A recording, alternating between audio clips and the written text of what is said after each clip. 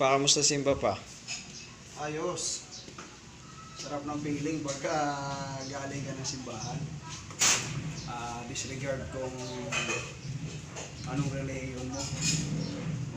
Sarap pagka galing ka ng simbahan. Lalo na ngayon, anong linggo.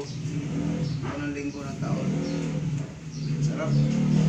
Sarap ng feeling. Kaya ako sumimba ng ganun nito. Sa atin man lang anin dito sa bahay ay mayroon man lang nagsimba. Kayo, blessing na papa. Ha? Sarap ng feeling, oh.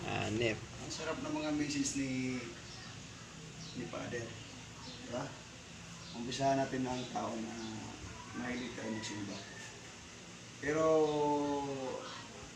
sa kasalanan kasi, hindi naman sinasabing porket lagi ka magsisimba ay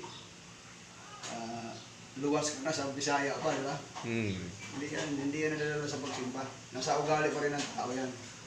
Kahit araw-araw ka, o nandiyan ka sa simbahan lagi, kung ang ugali mo, pagpalikod mo sa simbahan ay ugali mo ay parang hindi nagsilbi sa simbahan, parang hindi tayo. So, the best yung magandang ugali mo, behavior, tulungin ka sa kapwa.